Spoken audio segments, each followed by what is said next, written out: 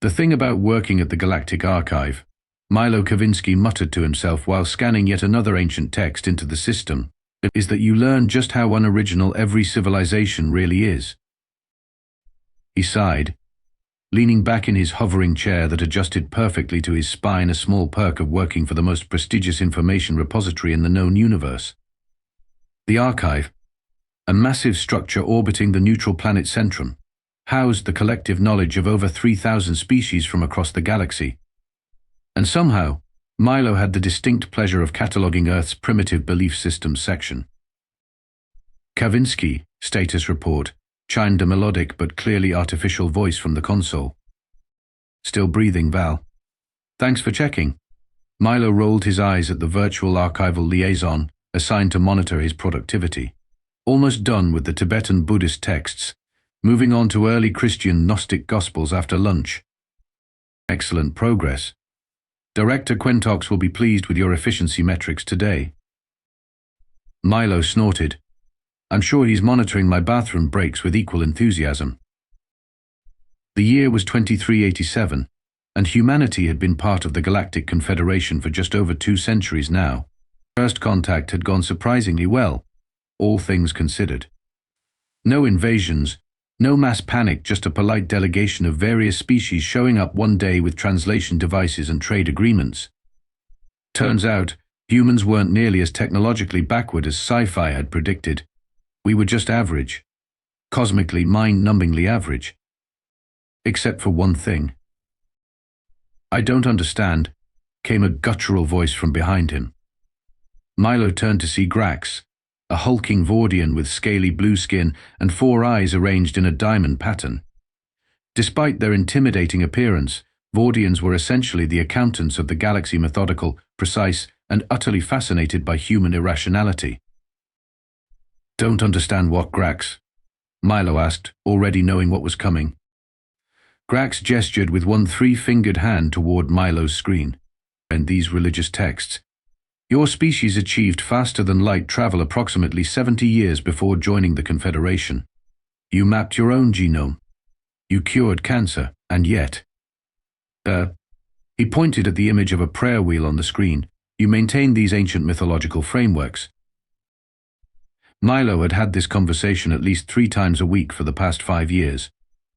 Every species in the Confederation found it utterly baffling that humans hadn't abandoned their religions after discovering they weren't alone in the universe. What can I say? We're complicated. Milo shrugged. Some humans find comfort in tradition.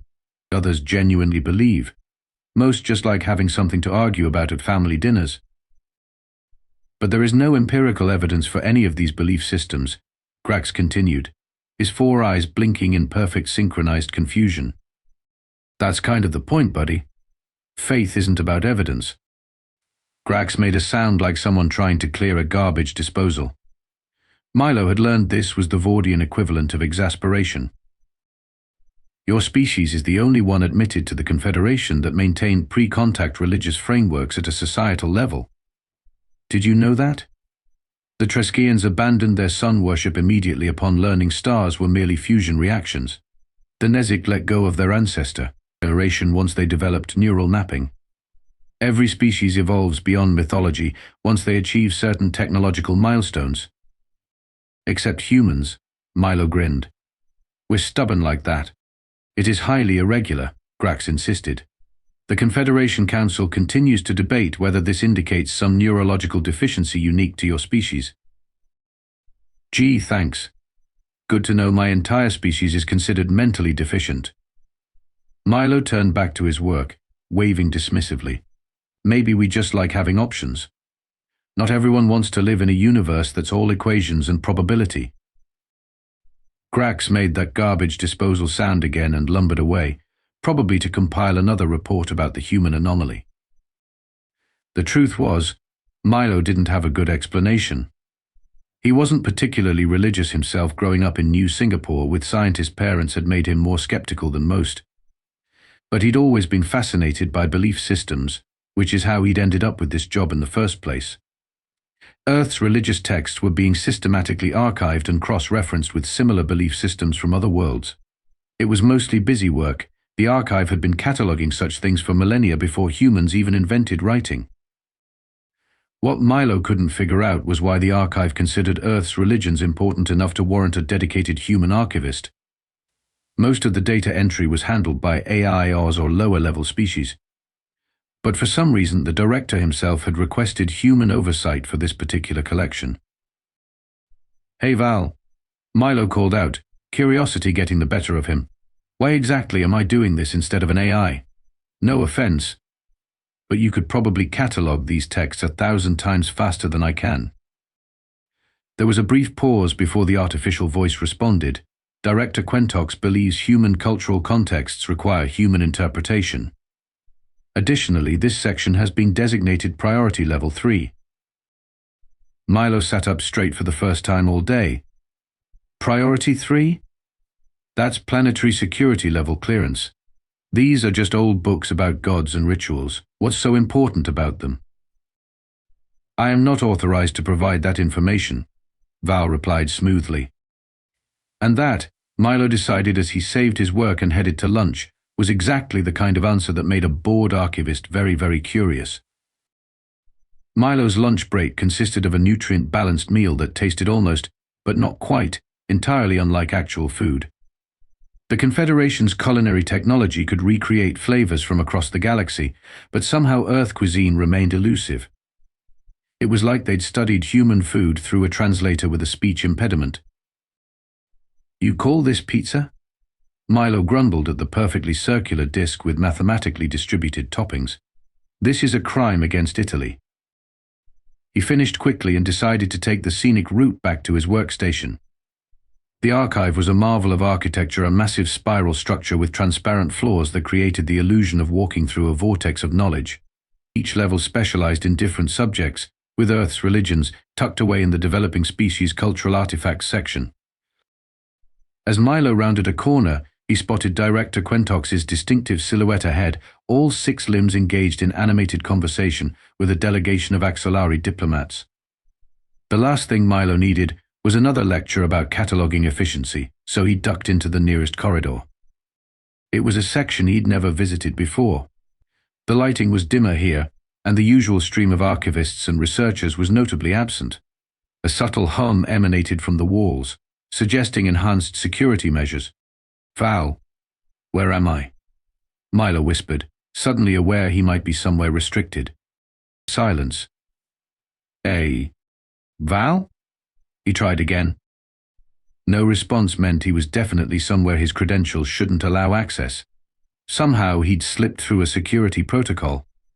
Milo knew the smart thing would be to turn around immediately, but curiosity had always been his defining character flaw. The corridor ended at a simple terminal. Unlike the flashy interfaces in the public areas, this one was utilitarian, a basic screen with a neural interface pad. Milo hesitated, then placed his hand on the pad. The screen flickered to life, displaying a single phrase: Dimensional Anchoring Protocols, Earth Monitoring Initiative. "What the hell?" Milo muttered, just as the screen expanded into a holographic display showing Earth, surrounded by a complex web of energy patterns that pulsed and shifted. Each pulse corresponded to a location on Earth's surface. Milo recognized some of them immediately: Jerusalem, Varanasi, Mecca, Lhasa, and major religious centers. But there were others too: Stonehenge, Uluru, the Great Pyramid, Machu Picchu. The display zoomed in, showing energy signatures emanating from these locations. Data streams indicated fluctuations and patterns that seemed to correlate with Milo's squinted religious observances. There were spikes during major holidays, pilgrimages, and mass gatherings. A sidebar opened, displaying a report titled Human Spiritual Energy, Containment and Utilization. Milo's heart raced. This was way above his clearance level. The report introduction made references to dimensional thinning, psychic resonance, and collective consciousness anchoring. None of it made sense, but one thing was clear: the Confederation wasn't just studying Earth's religions out of anthropological curiosity. He quickly downloaded what he could to his personal device, a breach of protocol that could cost him his job. Just as the transfer completed, he heard voices approaching. The fluctuations are increasing again, said a voice Milo recognized as Director Quentox's. The Council is concerned about stability. The humans remain unaware, asked another voice, this one unfamiliar and oddly resonant. Completely. They believe we find their religions quaint, a perfect cover. Milo frantically disconnected from the terminal and looked for somewhere to hide. There was nowhere to go. The corridor was a dead end. He was about to face serious consequences for being somewhere he shouldn't be with information he definitely shouldn't have. Unless… Bear. Milo quickly pulled up the archive's maintenance schedule on his device. There was a waste reclamation chute 2 meters to his left, hidden behind a panel. It would be disgusting, but it beat getting caught. As the voices drew closer, Milo pried open the panel, winced at the smell, and dove in head first. Sometimes, he reflected as he slid down into darkness, being human had its advantages. No self-respecting Vordian would ever consider garbage as an escape route. You smell like the underside of a Glarkan beast, was Vex Nor's greeting when Milo finally found his friend in the archive's canteen. Nice to see you too, Milo grumbled, still picking bits of unidentifiable matter from his hair. The waste chute had emptied into a recycling facility 3 levels down, and it had taken him an hour to sneak back to his quarters for a shower. I need your help. But Vex Nor, a Tauridian with copper-colored skin and 4 spindly arms, was the archive's leading xenolinguist. Unlike most non-humans, Vex Nor had a genuine affection for Earth culture, particularly human comedy, though he never laughed at the right parts. The last time you said that, we were banned from the recreation deck for a month, Vex Nor reminded him, antennae twitching suspiciously. This is different. It's important. Milo glanced around and lowered his voice. It's about why the archive is so interested in Earth's religions. Vex Nor's large, reflective eyes blinked in sequence right, left, a sign of Tauridian skepticism. The archive catalogues everything. It's not personal. That's what I thought too. Milo activated his personal device under the table, projecting a small hologram between them. Until I found this. Vex Nor stared at the energy pattern displays Milo had downloaded. His antennae straightened the Tauridian equivalent of shock. Where did you get this? He whispered, all 4 hands moving to block the display from view. I got lost. It wasn't entirely a lie, and found a restricted terminal. What is this stuff, Vex? You've worked here longer than I have. Vex Nor shut down the hologram and stood abruptly. Not here. My lab. Now. 10 minutes later, they were sealed inside Vex Nor's private linguistics lab, ostensibly analyzing Proto-Indo-European prayer structures. What you've stumbled into, Vex Nor said as he examined the data more carefully, is the real reason Earth was invited into the Confederation ahead of schedule. Ahead of schedule? We were told we qualified based on our technological development. Your species was at least 70 years away from standard qualification, Vex Nor said. There were dozens of more advanced civilizations in the queue. The Council made an exception for Earth. Milo felt a chill. Because of our religions? Vex Nor manipulated the display, expanding the energy readings. Not exactly the religions themselves, it's what they do. He pointed to a complex formula. I'm no physicist, but this appears to be measuring dimensional resonance. According to this, human belief systems generate some kind of stabilizing effect. On what? On reality itself, Vex Nor said, his voice uncharacteristically serious. The multiverse theory is correct, you know, infinite dimensions, infinite possibilities, but the walls between them aren't equally strong everywhere. Milo stared. And Earth is what, a weak spot? The opposite. Earth appears to be a nexus point, a dimensional anchor. Human consciousness, specifically when channeled through organized belief systems, seems to strengthen the barriers. That's ridiculous, Milo scoffed. You're saying human prayers are holding the universe together? Not prayers specifically. Vex Nor manipulated the data further. It's more complex. Something about collective belief, focused intention, shared mythological frameworks, they create a sort of psychic reinforcement. My people once had something similar, before we evolved beyond it. And the Confederation knows this. That's why they're so intent on cataloging our religions. Cataloging, preserving, and possibly manipulating. Vexnor looked troubled. We need more information. Milo's device chimed a message from Val requesting his immediate return. I've been gone too long. They'll be suspicious. Return to your duties. Vexnor said, act normal. I'll use my linguistics clearance to see if I can access more files. Meet me at Cycle End in the Earth History section. As Milo left, Vexnor called after him. And Milo, be careful. If what I suspect is true, Earth isn't just an archive curiosity. It's a strategic asset. The Earth History section was deserted when Milo arrived, the ambient lighting dimmed to simulate evening. He found Vexnor hidden between shelves containing physical books, actual paper and binding, a rarity in the digital archive. Did you find anything? Milo whispered. More than I expected. Vexnor's antennae were quivering, a sign of extreme agitation. I accessed the original first contact protocols. Earth wasn't discovered, Milo. It was being monitored for over 3,000 years before contact was initiated. 3,000 years? But that would mean. Since the formation of most major Earth religions, yes, Vexnor handed him a data crystal. The Confederation has been subtly influencing Earth's development, ensuring religious diversity persisted even as your technology advanced. Milo felt dizzy. That's impossible. Someone would have noticed alien interference. Not if they were careful. A vision here, an unexplained phenomenon there, nothing obvious enough to. To what? Came a smooth voice from behind them. They spun around to find Director Quintox standing at the end of the aisle. The Merovian administrator's translucent skin pulsed with bioluminescent patterns, indicators of his emotional state, currently showing something between irritation and amusement. Director. Milo shoved the data crystal into his pocket. We were just. Yeah. Accessing restricted files and discussing classified information, Quintox finished for him.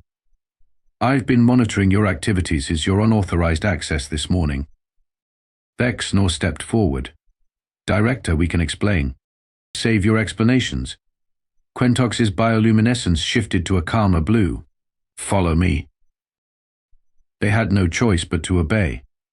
The director led them through a series of corridors Milo had never seen before, eventually arriving at a circular chamber deep within the archive.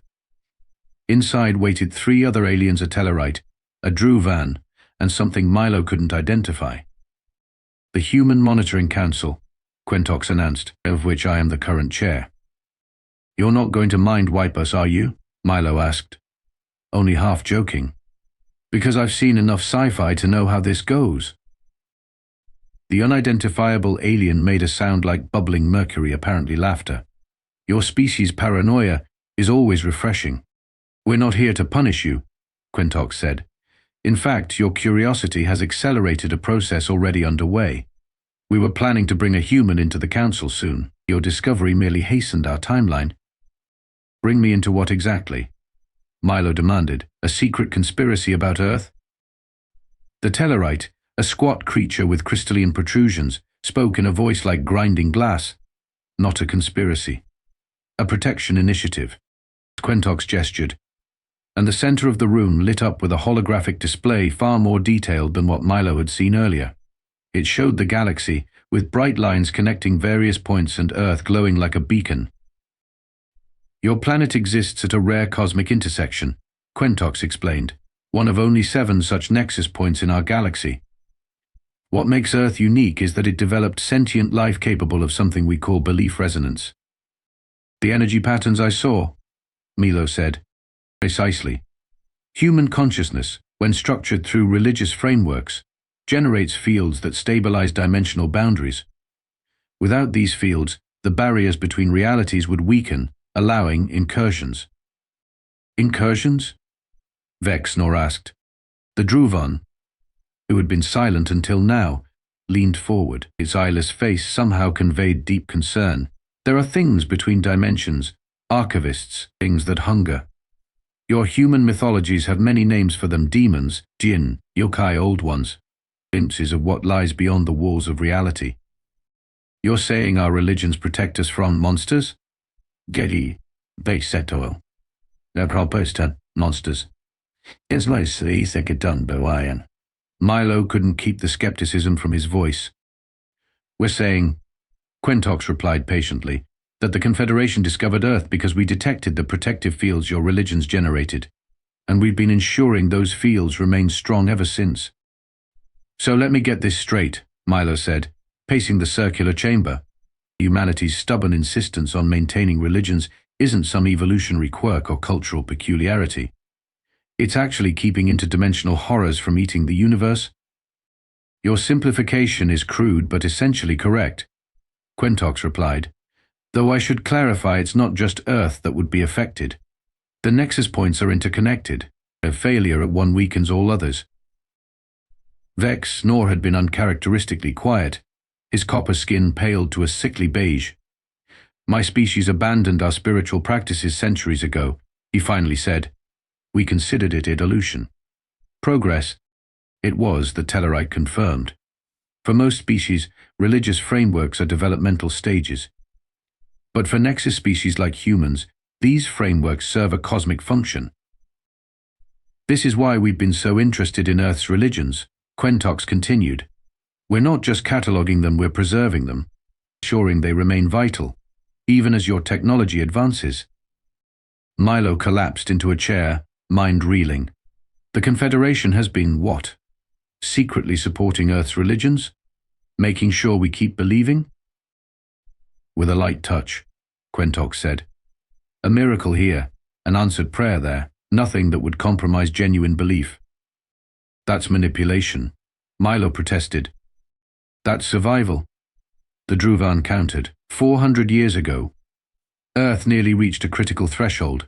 Scientific advancement was accelerating, religious participation declining. The dimensional barriers began to thin. The holographic display shifted to show Earth in the late 20th century. Milo watched as dark fissures appeared across the planet's surface, concentrated in industrialized regions.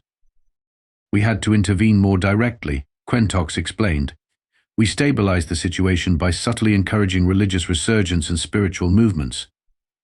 Not tied to any specific tradition, diversity of belief is actually more effective. And now? Vex Snore asked. Now we maintain careful balance, the unidentifiable alien replied. Humanity must continue to advance technologically, but not at the expense of its spiritual frameworks. It's a delicate equation. Milo felt his head spinning. So what happens if Earth's religions eventually die out? What if we all become atheists? The council members exchanged glances. That cannot be permitted, the Druvan said simply. Hang on, Milo stood up. Are you saying you'd intervene? Force humans to be religious? Not force, Quintox clarified quickly. But we have contingency plans. Irrefutable evidence of divine presence could be manufactured if necessary. That's insane, Milo exclaimed. You can't just fake God. We wouldn't need to. The Tellarite replied. The universe contains enough genuine mysteries to convince even the most dedicated skeptic. We would simply highlight them. Vex Snore suddenly made a high-pitched whining sound, a Tauridian stress response. This contradicts everything I've believed about scientific progress. My entire species abandoned spirituality as a sign of advancement. And your world is not a nexus point, Quintox said gently. For most species, religious frameworks are indeed developmental, but humans, he turned to Milo, your species has a unique neurological capacity. Your brains can simultaneously hold rational scientific understanding and spiritual belief without cognitive dissonance. It's remarkable. It's called compartmentalization, Milo said dryly. Most humans consider it a flaw, not a superpower. It may be your species' greatest gift, the Druvan said.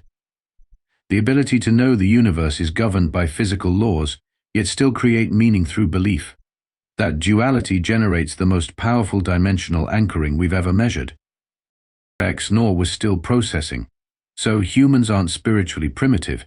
They're cosmically essential? Precisely, Quintox confirmed. And now, Archivist Kavinski, you understand why your work cataloging Earth's religions is priority level 3. You're not preserving history. You're documenting dimensional stabilization techniques. Resolution conclusion.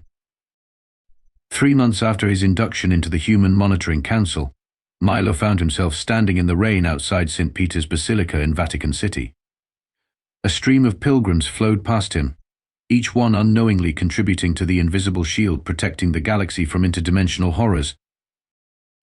I still can't believe I'm doing this, Milo muttered, adjusting the neural scanner disguised as a tourist headset. The device was measuring belief resonance patterns among the faithful. Your discomfort is unnecessary, Vex Nor replied through his earpiece. The Tauridian was monitoring from a nearby cafe, his alien features concealed by a holographic disguise that made him look like an elderly Italian man. The data collection is non-invasive. It's not the scanning that bothers me, Milo sighed. It's the fact that I'm basically a cosmic security guard for something I don't even believe in. Since learning the truth, Milo had been reassigned to field work, visiting major religious sites on Earth to monitor dimensional stability. It was important work, Quintox had assured him, and only a human could do it without disrupting the genuine belief patterns. Belief is irrelevant to your function, Vex Nor reminded him. Though I find it fascinating that you still resist the concept despite overwhelming evidence. That's the thing about humans, Milo replied, moving with the crowd into the basilica. We're stubborn. Seeing isn't always believing. Inside, the scanner registered a spike in resonance as a mass began. Milo watched the worshippers, trying to see what the scanner saw: the invisible energy their collective faith generated, the cosmic shield their prayers reinforced. Strong readings. Vex Nor confirmed. Access stability at 98.7%. Excellent. Milo's tour continued over the next week: a Hindu temple in Varanasi, a Buddhist monastery in Thailand, a synagogue in Jerusalem, a mosque in Istanbul. Each site generated its own unique resonance pattern, but all contributed to the same protective field. The irony isn't lost on me, Milo told Vex, nor as they sat on a flight to their final destination. For centuries, humans have fought wars over which religion was right. Turns out they all are just not in the way anyone expected. Perhaps that is why your species was chosen, Vex Nor suggested. Your capacity for diverse belief systems creates a more complex and stable resonance pattern. Their final stop was a small shrine in rural Japan, where an ancient Shinto ritual was being performed. As Milo watched the ceremony, a strange sensation came over him, a feeling of connection not just to the ritual, but to something larger. Are you getting this? He whispered to Vex Nor. Fascinating, the Tauridian replied. Your personal resonance is synchronizing with the field. I've never seen a monitoring agent do that before. After the ceremony, Milo sat alone on a stone bench, watching the sun set over the shrine. You know what's truly ironic? He said when Vex Nor joined him. Humans have always suspected their religions were protecting them from some great evil. They just got the location wrong. Not below us, but between the dimensions. Does it matter? Vex Nor asked. The protection is real, regardless of the theological details. Milo laughed. Now you sound like a believer. Perhaps I am becoming one. Vex Nor admitted. Not in your gods, but in the remarkable cosmic function your species serves without even realizing it. As they prepared to return to the archive, Milo took one last look at the shrine. You know what I'm going to recommend to the council? Looking that we finally tell humanity the truth. They would never approve it, Vex Nor said. The belief must remain genuine. I'm not so sure, Milo replied. If there's one thing I've learned from this tour, it's that humans don't need to be manipulated into believing. Even knowing the science behind it all, there's still something powerful about standing in places where billions have prayed. Vex Nor's antennae twitched thoughtfully. A research project, perhaps? To test if awareness affects resonance. Exactly, Milo grinned. After all, if humans can compartmentalize science and faith, maybe we can believe in both interdimensional physics and divine presence at the same time. Humanity, fuck yeah, Vex Nor said. attempting the human phrase with awkward pronunciation. Milo laughed, harder than he had in months. We'll make a human out of you yet.